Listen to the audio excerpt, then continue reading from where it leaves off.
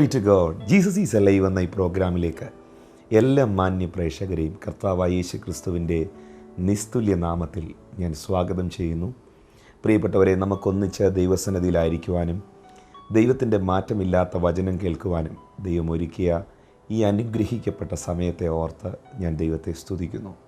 വിശേഷാൽ കഴിഞ്ഞ ദിവസങ്ങളിൽ നടന്ന ടെലിവിഷൻ പ്രോഗ്രാമിലൂടെ ജീസസ് ഈസ് അലൈവ് എന്ന ഈ ശുശ്രൂഷയിലൂടെ അനേക കുടുംബങ്ങൾക്ക്, അനേക വ്യക്തികൾക്ക് ദൈവത്തിൻ്റെ മാറ്റമില്ലാത്ത വചനത്തിൻ്റെ കേൾവിയാൽ അനുഗ്രഹവും സൗഖ്യവും സമാധാനവും ലഭിച്ചതോർത്ത് എല്ലാ മഹത്വവും ഞാൻ ദൈവത്തിന് അർപ്പിക്കുന്നു. ഞാൻ കടന്നു പോകുന്ന സ്ഥലങ്ങളിലും എന്നെ ദൈവമാക്കി വയ്ക്കുന്ന ഇടങ്ങളിലുമൊക്കെ അത്ഭുത വിടുതൽ നടക്കുമ്പോൾ, അല്ലെങ്കിൽ ആ പ്രാർത്ഥനയ്ക്ക് മുമ്പൊക്കെ ഞാൻ പറയുന്ന ഒരു സ്റ്റേറ്റ്മെൻ്റ് ഉണ്ട്. I am not healer, Jesus is our healer. ഞാനല്ല നിങ്ങളെ സൗഖ്യമാക്കുന്നത്, യേശുവിൻ്റെ കരമാണ്.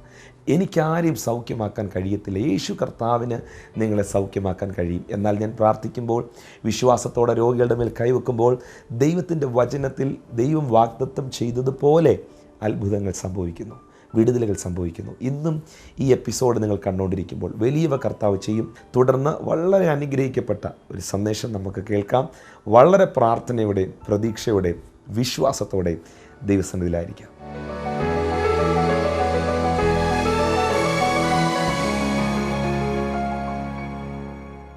നമ്മുടെ അല്പസമയത്തെ ദൈവവചന ധ്യാനത്തിനായി വിശുദ്ധ യോഹന്നാൻ്റെ സുവിശേഷം 4-ാമത്തെ അധ്യായം അതിൻ്റെ 3 മുതലുള്ള വാക്യങ്ങൾ നമുക്ക് ശ്രദ്ധിക്കാം. യോഹന്നാൻ്റെ സുവിശേഷം 4-ാമത്തെ അധ്യായം 3 മുതലുള്ള വാക്യങ്ങൾ. അവൻ യഹൂദ്യ ദേശം വിട്ട് പിന്നെയും ഗലീലയ്ക്ക് യാത്രയായി. അവൻ ശമരിയിൽ കൂടി കടന്നു പോകേണ്ടി വന്നു. അങ്ങനെ അവൻ സുക്കാർ എന്നൊരു ശമരിയ പട്ടണത്തിൽ യാക്കോബ് തൻ്റെ പുത്രനായ ജോസഫിന് കൊടുത്ത നിലത്തിനരികെ എത്തി. അവിടെ യാക്കോബിൻ്റെ ഉറവുണ്ടായിരുന്നു. യേശു വഴി നടന്ന് ക്ഷീണിച്ചിട്ട് ഉറവിനരികെ ഇരുന്നു. അപ്പോൾ ഏകദേശം 6 മണിനേരമായിരുന്നു. ഒരു ശമരിയ സ്ത്രീ വെള്ളം കോരുവാൻ വന്നു.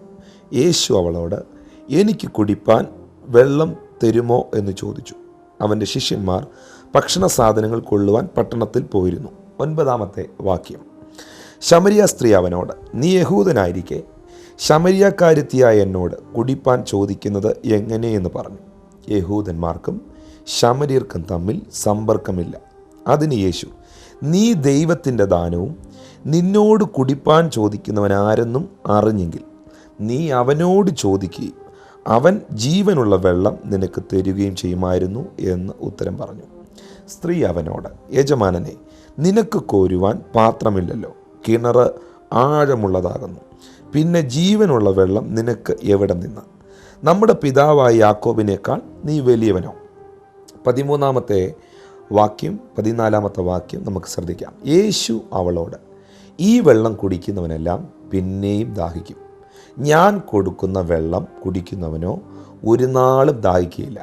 ഞാൻ കൊടുക്കുന്ന വെള്ളം അവനിൽ നിത്യജീവങ്കിലേക്ക് പൊങ്ങി വരുന്ന നീരുറവയായിത്തീരും എന്ന് ഉത്തരം പറഞ്ഞു. നമുക്ക് ഈ ചരിത്ര പശ്ചാത്തലത്തെ വളരെ നന്നായിട്ടറിയാം. പല സന്ദർഭങ്ങളിലും ബൈബിൾ വായിച്ചിട്ടുള്ളവർക്കും പള്ളിയിൽ പോയിട്ടുള്ളവർക്കും ഏതെങ്കിലുമൊക്കെ മീറ്റിങ്ങുകളിൽ പങ്കെടുത്തിട്ടുള്ളവർക്കും ശമരിയക്കാരത്തിയായ സ്ത്രീയും യേശു ക്രിസ്തുവുമായിട്ടുള്ള ഈ ഒരു സംഭാഷണത്തെ പലർക്കും മനസ്സിലായിട്ടുണ്ട്. എന്നാൽ ഇതിനകത്തെ ആഴമേറിയ ചില ആത്മീയ സത്യങ്ങൾ ഇന്നത്തെ അല്ലെങ്കിൽ അടുത്ത എപ്പിസോഡുകളിലൂടെ കർത്താവ് നിങ്ങൾക്ക് വെളിപ്പെടുത്തി തരുന്നു. വളരെ പ്രാർത്ഥനയോടെ നിങ്ങൾ ശ്രദ്ധിക്കണം. വിശുദ്ധ ബൈബിൾ പഠിക്കുമ്പോൾ യോഹന്നാൻ്റെ സുവിശേഷം 4-ാം അധ്യായത്തിൽ കർത്താവായ യേശു ക്രിസ്തു തൻ്റെ പരസ്യ ശുശ്രൂഷയിൽ യാത്ര ചെയ്ത് ശമരിയ എന്ന് പറയുന്ന പട്ടണത്തിൽ വന്നു. അപ്പോൾ ചരിത്രം നമ്മൾ പഠിക്കുമ്പോൾ ശമരിയ എന്ന പട്ടണത്തിൽ ഒരിക്കലും ഒരു യഹൂദൻ പോകാറില്ല. പോയാൽ ഒരു കാരണവശാലും ശമരിയയിലുള്ളവരോട് വർത്തമാനം പറയാൻ പാടില്ല. ഇനി ഇൻ കേസ് ഒരു യഹൂദൻ ശമരിയ പട്ടണത്തിൽ കടന്നു പോയാൽ, അവിടെ ആരോടെങ്കിലും വർത്തമാനം പറഞ്ഞു പോയാൽ ആ വ്യക്തിയുടെ കയ്യിൽ നിന്ന് ഒന്നും വാങ്ങി കഴിക്കാനോ കുടിക്കാനോ പാടില്ല. അങ്ങനൊരു വലിയ പാരമ്പര്യം അവിടെ നിലനിൽക്കുമ്പോൾ യഹൂദന്മാരും ശമരിയക്കാരും തമ്മിൽ യാതൊരു സമ്പർക്കവുമില്ലാതിരിക്കുമ്പോൾ യേശു കർത്താവ് ശമരിയ പട്ടണത്തിൽ ചെന്നു. ഇനി ആരോടും ഒരു യഹൂദൻ മിണ്ടരുതെന്ന് പറഞ്ഞു. മിണ്ടിയാലും സ്ത്രീകളോട് മിണ്ടാൻ പാടില്ല. കാരണം രാജാക്കന്മാരുടെ പുസ്തകം നമ്മൾ പഠിക്കുമ്പോൾ അതിൻ്റെ ചരിത്രങ്ങൾ അവിടെ രേഖപ്പെടുത്തിയിട്ടുണ്ട്. യഹൂദന്മാരായ പുരുഷന്മാർ അവിടുത്തെ സ്ത്രീകളോട് മിണ്ടാൻ പാടില്ല. യേശു കർത്താവ് ഇതാ ഒരു സ്ത്രീയോട് സംസാരിക്കുന്നു. എവിടെ വെച്ച് സംസാരിക്കുന്നു? ഒരു പ്രൈവറ്റ് ഒരു വ്യക്തിയുടെ സ്വകാര്യ ആവശ്യത്തിന് വേണ്ടിയുള്ള ഒരു കിണറിൻ്റെ അല്ലെങ്കിൽ ഒരു വീട്ടിൽ അല്ലെങ്കിൽ ആ വീടിൻ്റെ മുറ്റത്ത് നിന്നല്ല കർത്താവ് സംസാരിക്കുന്നത്. ഒരു പബ്ലിക് കിണറിൻ്റെ, ഒരു പഞ്ചായത്ത് കിണറിൻ്റെ, അവിടുത്തെ എല്ലാവരും വന്ന് വെള്ളം കോരിയെടുക്കുന്ന ഒരു കിണറിൻ്റെ സൈഡിൽ നിന്നുകൊണ്ട് യേശു കർത്താവ് ഒരു സ്ത്രീയോട് സംസാരിക്കുന്നു. ഇവിടെ 6 മണി നേരം എന്നാണ് പറയുന്നത്. ആ സമയം ഉച്ചയ്ക്ക് 12 മണിയാണ്.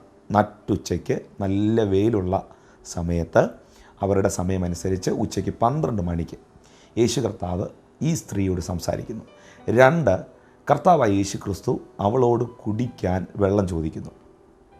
7-ാമത്തെ വാക്യത്തിലേക്ക് വരുമ്പോൾ നമുക്ക് ആ കാര്യങ്ങൾ കൂടുതലായി മനസ്സിലാകും. അപ്പം യഹൂദൻ പോകാൻ പാടില്ലാത്ത പട്ടണത്തിൽ യേശു കർത്താവ് പോയി, ശമരിയ പട്ടണത്തിൽ പോയി. ഈ സ്ത്രീ തന്നെ യേശുവിനോട് പറയുന്നുണ്ട്, നീ ഒരു യഹൂദനായിരിക്കെ. അപ്പം എങ്ങനെയാണ് ഇവൻ യഹൂദനാണോ ശമരിയക്കാരനാണോ എന്ന് തിരിച്ചറിയുന്നത്? ഇവരുടെ വസ്ത്രധാരണത്തിലാണ് ഇവരെ നമുക്ക് ഐഡൻറ്റിഫൈ ചെയ്യാൻ പറ്റുന്നത്. യഹൂദൻ്റെ വസ്ത്രധാരണമല്ല ശമരിയയിലുള്ളവർ വസ്ത്രധാരണം. ഇപ്പം അത് നിങ്ങൾക്ക് മനസ്സിലാക്കാൻ പറ്റണമെങ്കിൽ നിങ്ങൾ വിദേശ രാജ്യങ്ങളിൽ യാത്ര ചെയ്തിട്ടുള്ളവരാണെങ്കിൽ നിങ്ങൾക്ക് മനസ്സിലാകും. ഒമാനിലുള്ള ആ ദേശക്കാർ ധരിക്കുന്ന വസ്ത്രമല്ല UAE-യിലുള്ള അറബ്സ് ധരിക്കുന്നത്. UAE-യിലുള്ളവർ ധരിക്കുന്ന ഡ്രസ്സിൻ്റെ കോഡല്ല യമനിലുള്ളവർ ധരിക്കുന്നത്. അപ്പം ഇവൻ യമനിലുള്ളവനാണോ UAE-യിലുള്ളവനാണോ ഒമാനിലുള്ള ആളാണോ എന്ന് തിരിച്ചറിയാൻ പറ്റുന്നത് ഇവരുടെ ഡ്രസ് കോഡ് കണ്ടാണ്. ഇവർ ധരിച്ചിരിക്കുന്ന ആ വസ്ത്രത്തിൻ്റെ ആ ലക്ഷണം കണ്ടിട്ടാണ്. അപ്പോൾ യഹൂദൻ്റെ വസ്ത്രം ധരിച്ചുകൊണ്ട് യഹൂദ ഗോത്രത്തിൽ ജനിച്ച യേശു കർത്താവ് ഈ ശമരിയ പട്ടണത്തിൽ വരിക എന്ന് പറയുന്നത് ഒരു യഹൂദന് പറ്റിയതല്ല. പക്ഷേ ഇവിടെ നമുക്ക് മനസ്സിലാക്കാൻ കഴിയുന്ന ഏറ്റവും പ്രധാനപ്പെട്ട 1-2 യാഥാർത്ഥ്യങ്ങളുണ്ട്. ഈ ശമരിയക്കാരത്തിയായ സ്ത്രീ യേശു കർത്താവിനോട് ചോദിക്കുകയാണ്. 9-ാമത്തെ വാക്യം, നീ യഹൂദനായിരിക്കെ ശമരിയക്കാരത്തിയായ എന്നോട് കുടിപ്പാൻ ചോദിക്കുന്നത് എങ്ങനെ എന്ന് പറഞ്ഞു. യേശു കർത്താവ് ഈ ശമരിയക്കാരിയായ സ്ത്രീയോട് ചോദിച്ചത് ദാഹജലമായി, ഇച്ചിരി വെള്ളം കുടിക്കാൻ തരുമെന്നാണ് ചോദിച്ചത്. പക്ഷേ ഇവള് പറഞ്ഞു കേട്ടോ, ഈ സഹോദരി, നീ യഹൂദനായിരിക്കെ ഞാൻ ശമരിയക്കാരിയായിരിക്കെ നീ എന്തിനാ എന്നോട് വെള്ളം കുടിക്കാൻ ചോദിക്കുന്നത്? അപ്പോൾ യേശു കർത്താവ് ഇച്ചിരി ദാഹജലം ചോദിച്ചപ്പം ഇവള് പറയുന്ന മറുപടി ഇതൊന്നുമല്ല, മതമാണ് പറയുന്നത്, മതം. ഈ സന്ദർഭത്തിൽ നമുക്ക് മനസ്സിലാക്കാൻ കഴിയുന്ന ഒരു വലിയൊരു കാര്യമുണ്ട്. 5-ാമത്തെ വാക്യത്തിലേക്ക് നോക്കുക. യേശു കർത്താവ് ഈ കിണറിൻ്റെ അരികിൽ വന്നിട്ട് അവിടെ ക്ഷീണിച്ച് വഴി നടന്നിരുന്നു. ഒരു വ്യക്തി നടന്ന് പോകുമ്പോൾ വെള്ളം കുടിക്കാൻ ദാഹിച്ചാൽ ആ വ്യക്തിക്ക് അവിടുന്ന് വെള്ളം കോരി കുടിച്ചങ്ങ് പോകാം. പക്ഷേ യേശു കർത്താവ് സ്വന്തമായി വെള്ളം കോരാനോ ഒന്നും തുനിയാതെ കർത്താവ് ആ ഉറവിനരികെ ഇരുന്നു. അപ്പോൾ ഒരാൾ ഇരിക്കുന്നു എന്ന് പറഞ്ഞാൽ അതിൻ്റെ അർത്ഥം അദ്ദേഹം എന്തോ ഉദ്ദേശിക്കുന്നുണ്ട് ആ കാര്യത്തിൽ.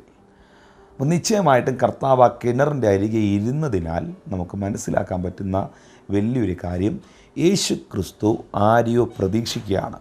കർത്താവ് എന്തോ ഉദ്ദേശിച്ചുകൊണ്ടാണ് അവിടെ വന്നിരിക്കുന്നത്. ഇന്ന് ഈ പ്രോഗ്രാം കാണുന്ന നിങ്ങളോട് ഞാൻ സ്നേഹത്തോടെ പറയാം, ജീവിതം മുഴുവൻ തകർന്ന ഈ സഹോദരിയെ വിടുവിക്കാൻ തന്നെയാണ് കർത്താവായ യേശു ക്രിസ്തു അവിടെ വന്നത്. പക്ഷേ ഈ സഹോദരി ആ വിവരം അറിഞ്ഞില്ല. അതേ പ്രിയപ്പെട്ടവരെ, നമ്മുടെ വിചാരങ്ങളല്ല ദൈവത്തിൻ്റെ വിചാരം, നമ്മുടെ വഴികളല്ല ദൈവത്തിൻ്റെ വഴികൾ. നമ്മൾ ചിന്തിക്കുന്നതിനപ്പുറം നമ്മളെക്കുറിച്ച് ദൈവം ചിന്തിക്കുന്നു. നമ്മൾ നമുക്ക് വേണ്ടി കരുതിയിരിക്കുന്നതിലും അധികം ദൈവം നമുക്ക് വേണ്ടി കരുതിയിട്ടുണ്ട്. അപ്പോൾ ദൈവത്തിൻ്റെ കരുതലുകളെക്കുറിച്ചും ദൈവം നമ്മളെക്കുറിച്ച് വിചാരപ്പെടുന്നു എന്നുള്ള വിഷയത്തെക്കുറിച്ചും നമുക്ക് ബോധമുണ്ടായാൽ നിശ്ചയമായിട്ടും ടെൻഷനില്ലാതെ, ആകുലതയില്ലാതെ, നാളെക്കുറിച്ചുള്ള ഭാരമില്ലാതെ നമുക്ക് ജീവിക്കാൻ കഴിയും. യേശു കർത്താവ് അവളെ കാത്തിരുന്നു. വിശുദ്ധ ബൈബിൾ പറയുന്നു, യേശു അവളോട് വെള്ളം ചോദിക്കുമ്പോൾ അവൾ പറയുന്നു, ഞങ്ങളുടെ മതം അതിനെ അനുവദിക്കുന്നില്ല. വാസ്തവമായും ആ സമയത്ത് കർത്താവിന് വേണമെങ്കിൽ വലിയൊരു ആർഗ്യുമെൻറ്റേഷൻ അല്ലെങ്കിൽ ഒരു വാഗ്വാദത്തിന് കർത്താവിന് തുനിയാമായിരുന്നു. ഇവൾ ചോദിച്ചത് ഇതാണ്, ഇത് യാക്കോബിൻ്റെ കിണറാണ്, യാക്കോബിനെ നിനക്കറിയാവോ എന്നൊക്കെയാണ് ചോദിക്കുന്നത്. വാസ്തവത്തിൽ യാക്കോബിനെ നിനക്കറിയാമോ എന്ന് ഈ സ്ത്രീ യേശുവിനോട് ചോദിക്കുമ്പോൾ ഇതേ യോഹന്നാൻ്റെ സുവിശേഷത്തിൽ തന്നെ യേശു യഹൂദന്മാരോടും പരീശന്മാരോടും പറഞ്ഞിട്ടുണ്ട്, ആമീൻ ആമീൻ ഞാൻ നിങ്ങളോട് പറയുന്നു, അബ്രഹാം ജനിക്കുന്നതിന് മുൻപേ ഞാനുണ്ട്. ഈ സമയത്ത് ഇതൊന്നും കർത്താവ് തെളിയിക്കാനോ അവളെ ഇൻസൾട്ട് ചെയ്യാനോ ഒന്നും കർത്താവ് പോകുന്നില്ല. ആ സമയത്ത് യേശുക്രിസ്തു അവളോട് പറയുകയാണ്, നീ ദൈവത്തിൻ്റെ ദാനവും നിന്നോട് കുടിപ്പാൻ ചോദിക്കുന്നവൻ ആരെന്നും നീ അറിഞ്ഞിരുന്നെങ്കിൽ, അങ്ങനെ എഴുതിയിരിക്കുന്നത്, അവൻ ജീവനുള്ള വെള്ളം നിനക്ക് തരുമായിരുന്നു. അപ്പോൾ ഇതിൻ്റെ അർത്ഥം എന്നാ? ഇവൾ പറയുന്നു, നിനക്ക് വെള്ളം തരാൻ ഞങ്ങളുടെ മതം അനുവദിക്കുന്നില്ല.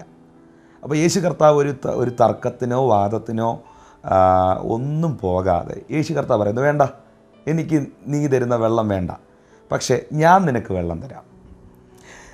ദാഹജലം തരാൻ മതം ഒരു തടസ്സമാണെങ്കിൽ യേശു കർത്താവ് പറയുന്നു, ജീവജലം തരാൻ മതം ഒരു തടസ്സമല്ല.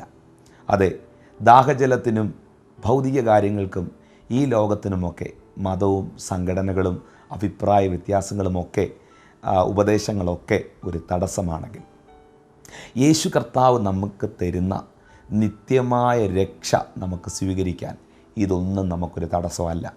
യേശു കർത്താവിലൂടെ ലഭ്യമാകുന്ന സമാധാനം നമുക്ക് പ്രാപിപ്പാൻ ഇതൊന്നും ഒരു തടസ്സമല്ല.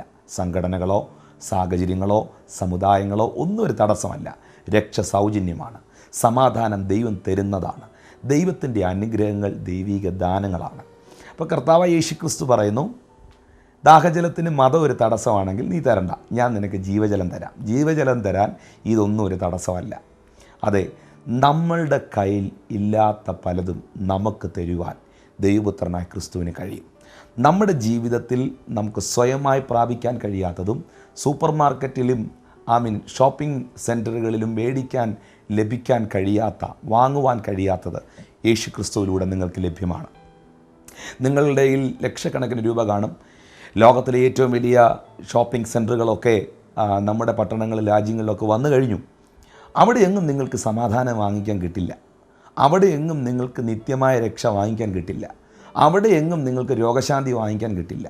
അവിടെ എങ്ങും നിങ്ങൾക്ക് നിത്യജീവനോ ഈ കർത്താവ് യേശുക്രിസ്തു തരുന്ന നിത്യജീവനോ ഒന്നും പ്രാപിക്കാൻ കഴിയില്ല.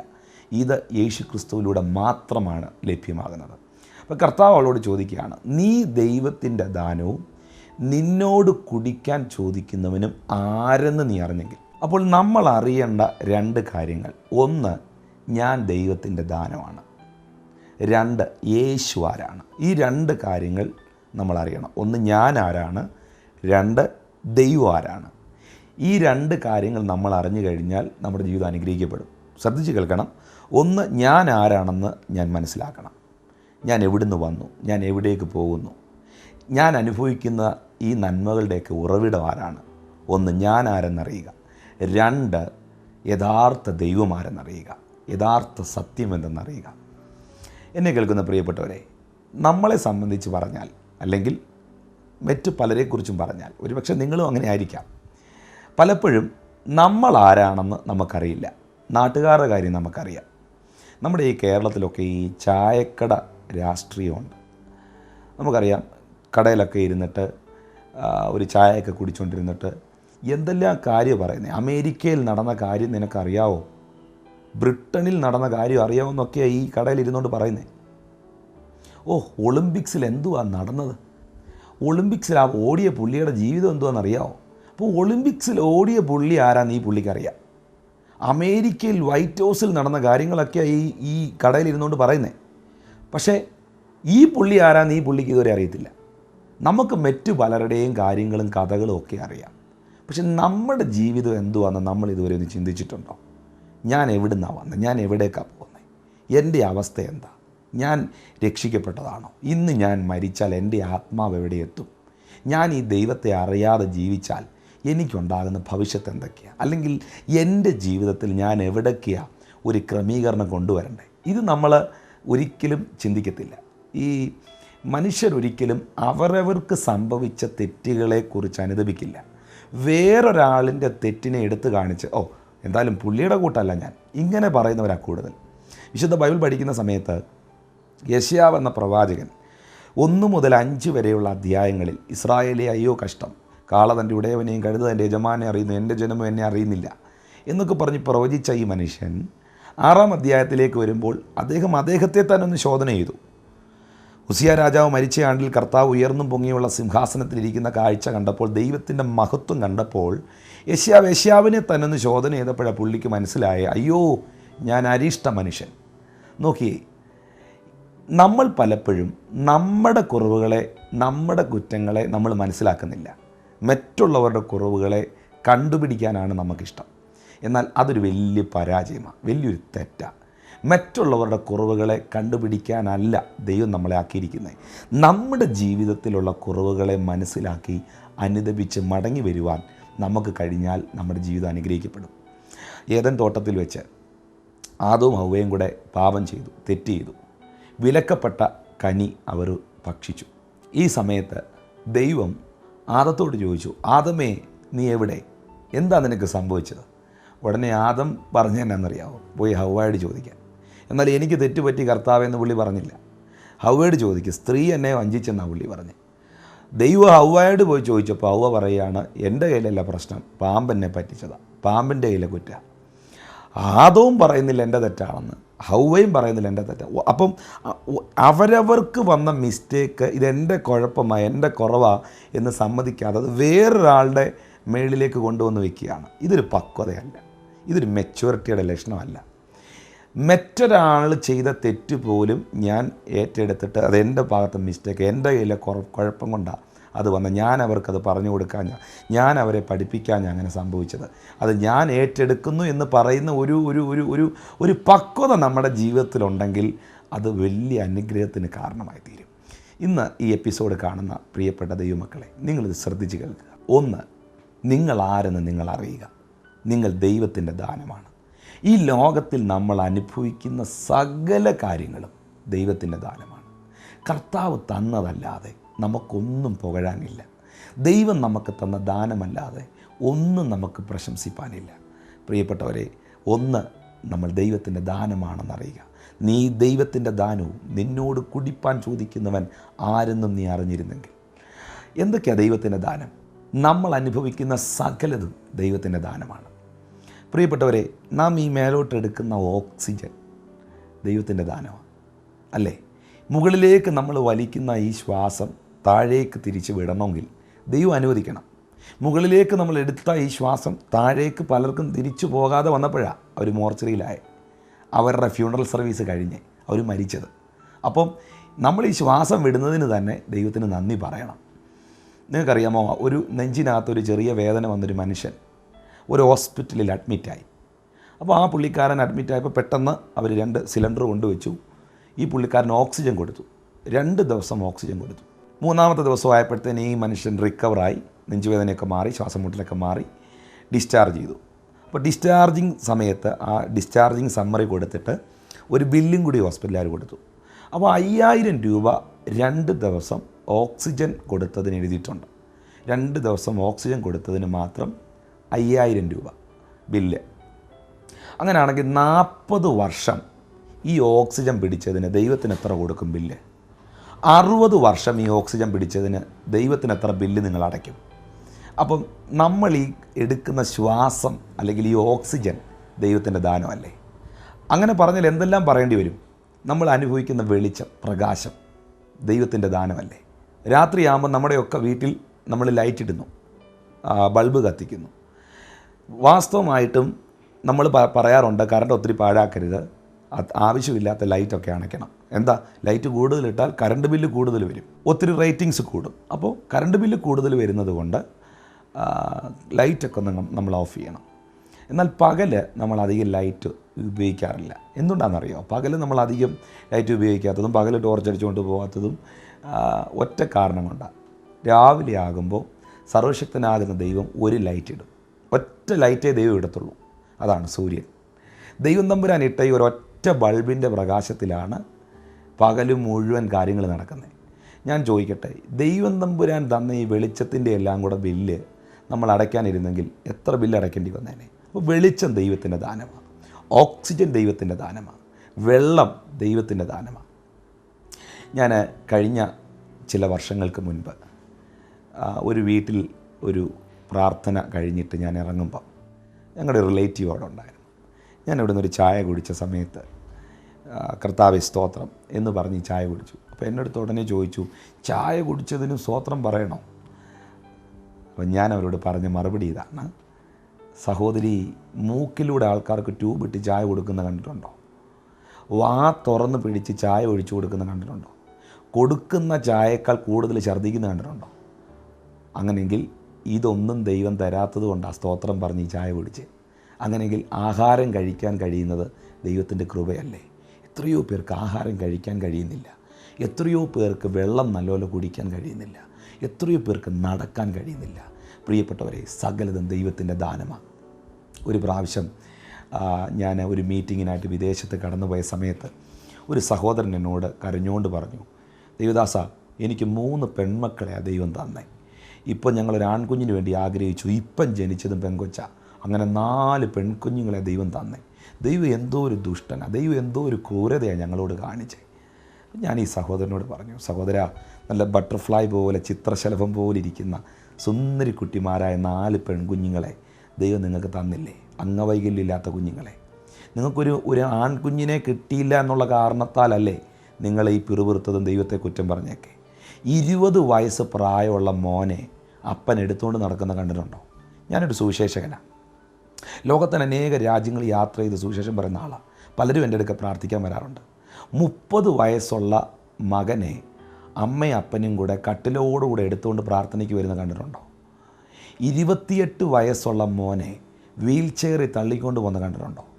18 വയസ്സുള്ള മകൻ വെള്ളത്തിൽ വീണ് മരിച്ച കാരണത്താൽ വീട്ടിൽ ഫോട്ടോ വെച്ച് അതിൻ്റെ മുമ്പിൽ മാലയിട്ട് വെച്ചിരിക്കുന്ന കണ്ടിട്ടുണ്ടോ? ഇതൊന്നും ദൈവം വരുത്തിയില്ലല്ലോ. അംഗവൈകല്യമില്ലാത്ത കുഞ്ഞുങ്ങളെ ദൈവം തന്നില്ലേ? ഊനമില്ലാത്ത പൈതങ്ങളെ ദൈവം തന്നില്ലേ? ജീവിതത്തിൽ ദൈവം ചെയ്തതോർത്താൽ, ദൈവം നൽകിയതോർത്താൽ, ഓരോന്ന് വർണ്ണിച്ചാൽ ഈ എപ്പിസോഡിൽ പറഞ്ഞാൽ തീരത്തില്ല. സകലതും ദൈവത്തിൻ്റെ ദാനമാണ്. നാം അനുഭവിക്കുന്ന അനുഗ്രഹങ്ങൾ മുഴുവൻ, നാം ധരിക്കുന്ന വസ്ത്രം, നാം അനുഭവിക്കുന്ന വാഹനം, ജീവിതത്തിൽ കർത്താവ് തന്നതല്ലാതെ ഞാൻ എൻ്റെ സ്വന്തം കഴിവിനാൽ ഉണ്ടാക്കിയതാണെന്ന് ആർക്ക് പറയാൻ കഴിയും? ആവർത്തന പുസ്തകത്തിൽ എഴുതിയിരിക്കുന്നു, നിനക്ക് സമ്പത്തുണ്ടാക്കുവാൻ ശക്തി തരുന്നത് നിൻ്റെ ദൈവമായ യഹോവയല്ലയോ?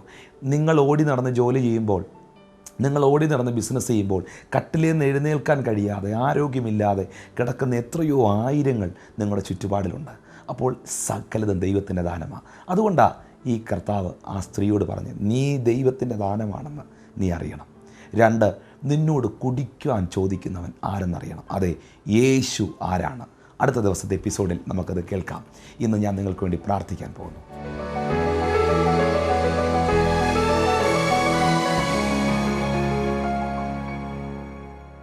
പ്രിയപ്പെട്ടവരെ, ഞാൻ നിങ്ങൾക്ക് വേണ്ടി പ്രാർത്ഥിക്കാൻ പോകുന്നു. നമുക്ക് ചേർന്ന് പ്രാർത്ഥിക്കാം. ഞങ്ങളെ സ്നേഹിക്കുന്ന ഞങ്ങളുടെ ദൈവമേ, ഞങ്ങളുടെ സ്വർഗീയ പിതാവേ, നല്ല സമയത്തിനായി സ്തോത്രം. നീ ഞങ്ങൾക്ക് നൽകിയ എല്ലാ ദാനങ്ങൾക്കായും ഞങ്ങളങ്ങേ സ്തുതിക്കുന്നു. യേശു കർത്താവേ, ഞങ്ങളുടെ ജീവിതത്തെ അങ്ങ് നന്നായിട്ട് അറിയുന്നവനാകിയാൽ ഞങ്ങളങ്ങേ വാഴ്ത്തുന്നു. ഇന്ന് ഈ പ്രോഗ്രാം കാണുന്ന സകലരെയും യേശു ക്രിസ്തുവിൻ്റെ നാമത്തിൽ ഞാൻ അനുഗ്രഹിക്കുന്നു. അത്ഭുത സൗഖ്യം യേശുവിൻ്റെ നാമത്തിൽ ഇവർ സംഭവിക്കട്ടെ. ദൈവത്തിൻ്റെ പ്രവൃത്തി ഇവരുടെ മേൽ വെളിപ്പെടട്ടെ. കർത്താവെ, ഈ കുടുംബത്തെ പൂർണ്ണമായി വിടുവിക്കുന്നതിനാൽ ഞാൻ നിനക്ക് സ്തോത്രം ചെയ്യുന്നു. യേശു ക്രിസ്തുവിൻ്റെ നാമത്തിൽ അങ്ങേ അറിയുന്നതിനും യേശുവെ അങ്ങേ ആരാധിക്കുന്നതിനും ഇവരുടെ ജീവിതത്തെ തടസ്സമായി നിൽക്കുന്ന എല്ലാ ബന്ധനങ്ങളെയും കർത്താവ് എടുത്തു മാറ്റി യേശുവെ അങ്ങേ ആഴമായി സ്നേഹിപ്പാനുള്ള ഹൃദയം അവിടുന്ന് കൊടുത്താട്ടെ. ധാരാളമായി അനുഗ്രഹിച്ചാട്ടെ. പ്രാർത്ഥന കേട്ടതിന് നന്ദി. യേശുവിൻ്റെ നാമത്തിൽ തന്നെ ആമേൻ. കർത്താവ് നിങ്ങളെ ധാരാളമായിട്ട് അനുഗ്രഹിക്കട്ടെ. അടുത്ത ദിവസം കാണുന്നവരെയും അത്യുന്നതൻ്റെ ചിറകിൻ്റെ മറവിൽ കർത്താവ് നിങ്ങളെ സൂക്ഷിക്കട്ടെ. I bless you in Jesus almighty name. Amen.